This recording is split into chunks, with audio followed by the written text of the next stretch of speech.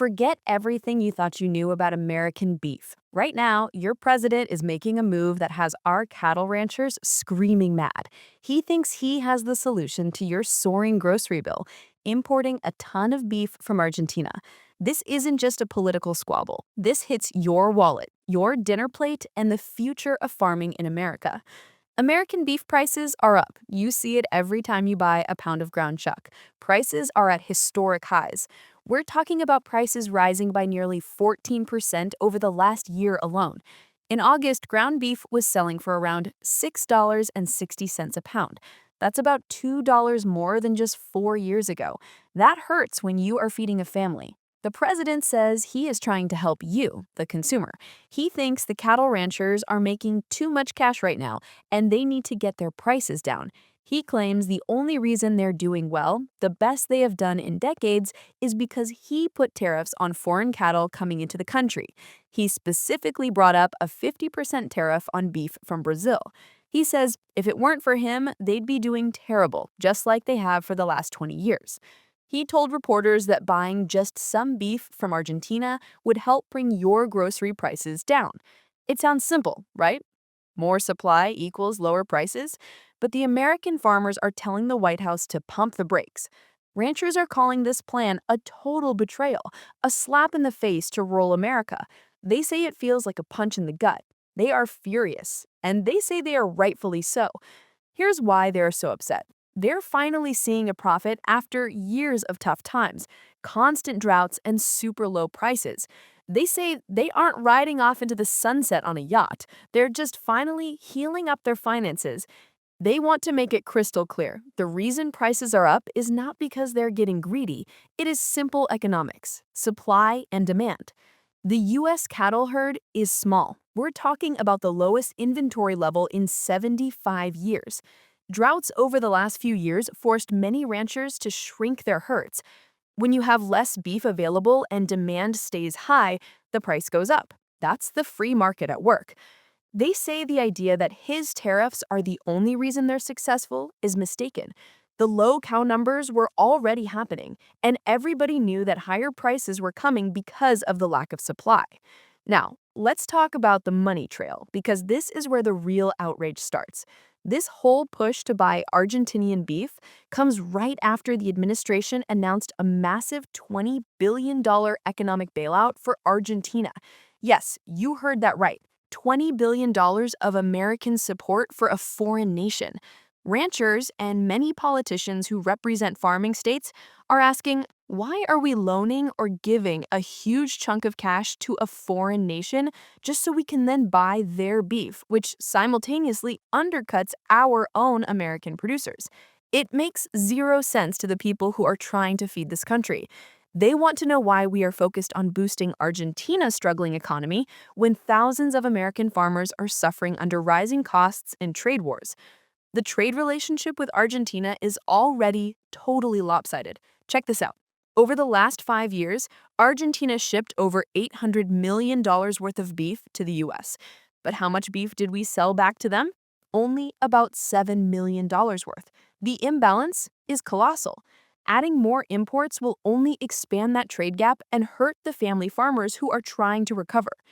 But the biggest worry isn't just the market manipulation. It's the health and safety of your food. The US has the safest beef product in the world, hands down. Farmers worry that bringing in more imports from countries that might not have the same rigorous safety or inspection records could wreck that confidence. Argentina has a long history with a nasty disease called foot and mouth disease. The US has been free of that disease since the 1920s. Ranchers fear that if one case of a foreign animal disease gets brought into the US, the entire American cattle market could be shut down completely. That would make current prices look cheap. Another massive problem is that American ranchers do not actually control the price of beef in this country. The price you pay at the grocery store is being controlled by a handful of giant companies that run the meatpacking facilities. We're talking about 4 major firms that control over 80% of all U.S. beef processing. They're the middlemen, and they're setting the price. When there is that much concentration, the market is broken. We have already seen two of the largest packing firms agree to pay a combined $87.5 million to settle a lawsuit accusing them of fixing beef prices. If importing more foreign beef does nothing to fix this monopoly problem, it won't actually lower the price you pay. It just means the big meat packers will buy cheaper foreign beef and still charge you high prices. The only people who get hurt are the American ranchers who are trying to make a living. In fact, some experts say importing more Argentinian beef won't even move the needle on your grocery bill, even if the meat packers did play fair. Why? Because the US is the world's biggest consumer of beef.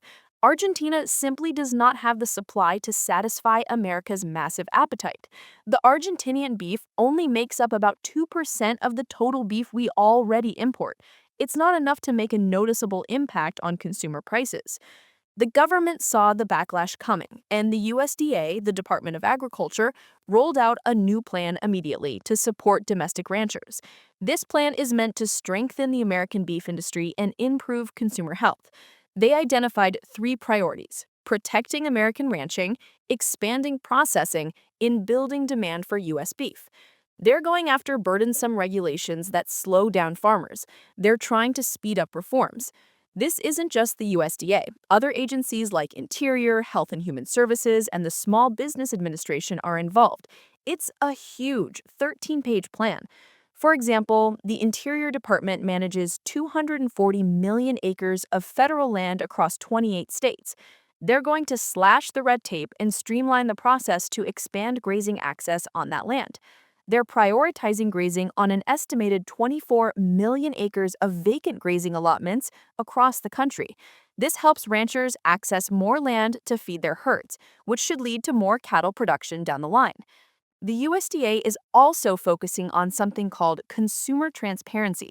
They plan to strictly enforce compliance with Product of the USA labeling claims. That way, you know exactly what you're buying. They know American families prefer to buy U.S. beef.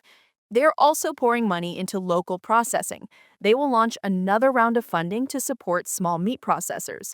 This means getting more local beef processed close to home and even getting more locally raised beef into schools. So far, the Food and Nutrition Service has accepted over $18 million in applications for farm-to-school projects. The administration is even looking at deregulation to save ranchers and processors money. By changing some reforms related to the Clean Water Act, they estimate they could prevent anywhere from $1.1 billion up to $7.8 billion in future compliance costs for livestock operations and meat processors. That's real money staying in the American economy. They're also fighting to address problems like invasive species and predators. They're committing to developing new standards so ranchers can get compensated for livestock lost to predators like wolves, coyotes, and bears.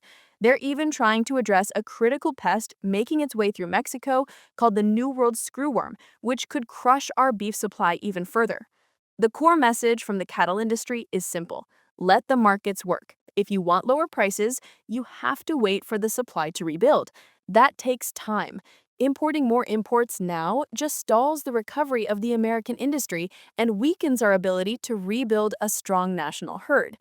If our farmers get pushed into the red again, we face the dangerous consequence of increasing our reliance on other countries for our food. This isn't just about steak. This is about national food security. The ranching community believes that if the president truly wants an America First game plan, that plan must prioritize and protect American ranchers first. They want him to stick to his agenda. Buying foreign beef when our own producers are finally seeing daylight just makes them feel overlooked and betrayed. It's a massive conflict. The president wants a quick fix for your grocery prices, but the fix he's proposing might just sink the very American farmers he claims to love. So, the next time you're at the grocery store and you look at that price tag for beef, remember this fight. Remember the $20 billion going to Argentina. Remember the safety concerns. Remember the small American rancher trying to heal his finances after years of struggle. And remember, more imports might not save you any money at all. You need to stay informed on this. Make sure you hit that like button, subscribe so you don't miss our next breakdown, and ring the bell so you get notified every time we drop a new video. We'll catch you next time.